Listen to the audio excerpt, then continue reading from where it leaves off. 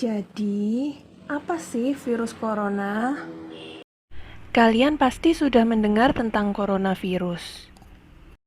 Ya, coronavirus adalah penyakit menular yang disebabkan oleh Severe Acute Respiratory Syndrome Coronavirus 2 atau biasa disebut SARS-CoV-2. Virus dapat ditularkan dari manusia ke manusia. Jadi, apa sih gejala dari coronavirus? Gejala virus corona biasanya akan muncul 2 hari sampai 2 minggu dari paparan. Memangnya apa sih gejala coronavirus? Coronavirus ini dapat menginfeksi saluran pernafasan atas. Gejala umumnya seperti batuk pilek biasa, demam ringan dalam beberapa hari. Tetapi untuk orang yang memiliki sistem imun yang lemah, gejala dapat semakin parah, seperti demam tinggi dan sesak nafas seperti asma. Penyebaran coronavirus ini melalui droplet orang yang terkena infeksi ketika mereka batuk maupun bersin. Jika ada teman atau saudara kalian batuk, pilek, demam, sesak nafas, pakailah masker. Serta ketika batuk, tutup dengan tisu, lalu segera buang ke tempat sampah. Segera cuci tangan dengan sabun. Hindarilah memegang mata, hidung, mulut sebelum mencuci tangan. Imunomodulator adalah bahan-bahan atau senyawa yang digunakan untuk meregulasi sistem imun tubuh, baik meningkatkan maupun menurunkan sistem imun. Imunomodulator sendiri terbagi menjadi 2, yaitu imunosupresor dan imunostimulator. Imunosupresor adalah bahan-bahan atau senyawa yang digunakan untuk menurunkan sistem imun tubuh. Fungsinya untuk mencegah penolakan pada transplantasi dan juga dapat mengobati autoimun. Sedangkan imunostimulator adalah bahan-bahan atau senyawa yang digunakan untuk meningkatkan sistem imun tubuh. Vitamin D sebagai imunomodulator. Vitamin D berperan baik dalam imunitas spesifik dan non-spesifik.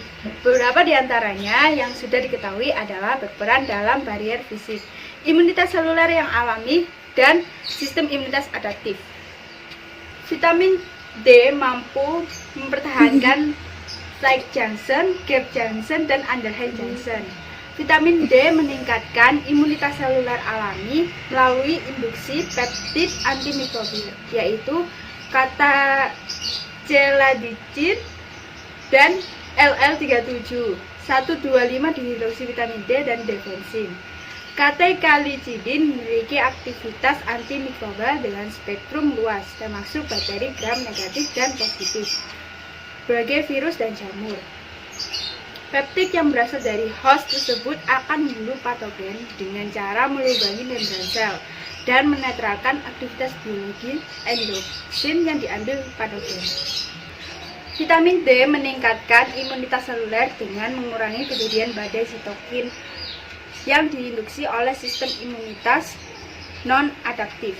Sistem tersebut menghasilkan sitokin proinflamasi dan antiinflamasi sebagai reseptor atas infeksi virus dan bakteri. Vitamin D menurunkan produksi sitokin TH1 yang bersifat proinflamasi, misal tumor nekrosis faktor dan interferon. Pemberian vitamin D menurunkan ekspresi sitokin proinflamasi dan sebaliknya, meningkatkan ekspresi sitokin antiinflamasi yang diproduksi oleh makrofag. Vitamin D adalah modulator sistem imunitas adaptif. Vitamin D3 menekan respon yang dimediasi oleh TH1 dengan cara menekan produksi sitokin proinflamasi IL-2 dan INF. Vitamin D3 membantu meningkatkan produksi sitokin oleh sel TH2, yang lebih lanjut akan menekan sel TH1. Vitamin D3 memiliki fungsi induksi sel T regulator sehingga akhirnya dapat mencegah proses inflamasi. Suplementasi vitamin D meningkatkan ekspresi gen yang terkait dengan antioksidasi, yaitu glutathione dan subunit glutamat cysteine ligase modifier 1. Peningkatan produksi fermentation akan menghemat penggunaan asam askorbat, aktivitas antimikrobal, dan berperan dalam pencegahan serta pengobatan COVID-19. Penggunaan vitamin D, tujuan utamanya adalah untuk meningkatkan konsentrasi 25-OHD 40 hingga 60 mikrogram per mililiter. Vitamin D telah banyak digunakan dalam meningkatkan respon imun, bahwa ada korelasi antara tingkat vitamin D dan kerentanan terhadap COVID-19, dan suplementasi vitamin D dapat menurunkan risiko dan tingkat keparahan COVID-19. Kurangnya pengobatan untuk COVID-19 membuat kita tidak punya pilihan lain selain mengambil tindakan pencegahan dan profilaksis untuk memiliki kesempatan yang lebih baik untuk berperang di pandemi ini. Oleh karena itu, menjaga vitamin D yang memadai sangat penting untuk menangkal infeksi tanpa kematian jika itu terjadi. Uji klinis harus dilakukan sehubungan dengan COVID-19 untuk dinilai efek suplementasi vitamin D dan menentukan dosis yang tepat. Dapat disimpulkan bahwa ada korelasi antara tingkat vitamin D dan kerentanan COVID-19, dan vitamin D dapat terbukti menjadi elemen penting dalam perjuangan melawan COVID-19. Untuk mempertahankan vitamin D diperlukan suplementasi untuk mengembalikan level vitamin D yang berkurang akibat paparan sinar matahari yang tidak memadai. Jadi, direkomendasikan untuk menjaga dosis harian vitamin D di bawah 4.000 unit internasional per hari. Dapat bermanfaat dalam meningkatkan kekebalan untuk memerangi infeksi COVID-19 secara lebih efektif. Sumber vitamin D dapat kita peroleh dari makanan dan minuman, misalnya seperti kuning telur, ikan salmon, hati sapi, susu kedelai, dan susu sapi. Sumber vitamin D ini dapat kita peroleh bukan hanya dari makanan dan minuman, tetapi juga dapat kita peroleh dari saat kita melakukan aktivitas seperti berjemur di bawah sinar matahari, karena adanya senyawa 7-dehidrokolesterol pada kulit yang dapat dirubah menjadi vitamin D oleh bantuan sinar matahari. Berjemur dapat meningkatkan vitamin D. Jadi paparan sinar matahari mengandung sinar UVB pada kulit yang akan mengawali sintesis D ketika panas tubuh mengubah previtamin D yaitu 7-dehidrokolesterol pada kulit yang diikuti dengan reaksi termal. Jadi vitamin D akan diubah menjadi bentuk aktif 25-OHD di liver dan 1,25-OH2D di ginjal.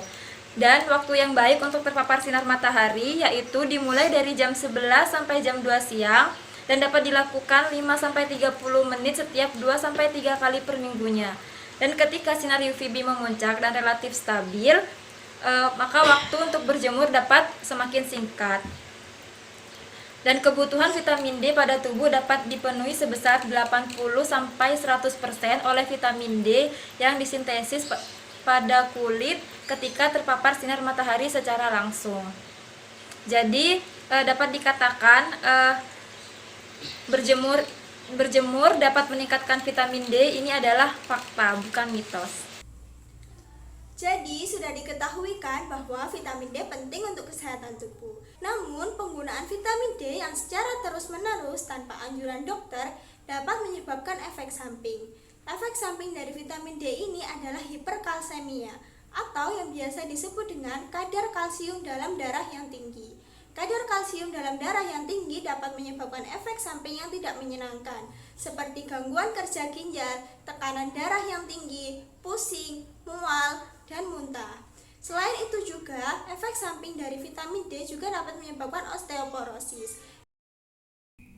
Jadi, selain dengan meningkatkan sistem imun, kita dapat mencegah terpapar COVID-19 dengan berbagai cara. Di antaranya adalah yang pertama adalah selalu menggunakan masker jika berpergian keluar rumah.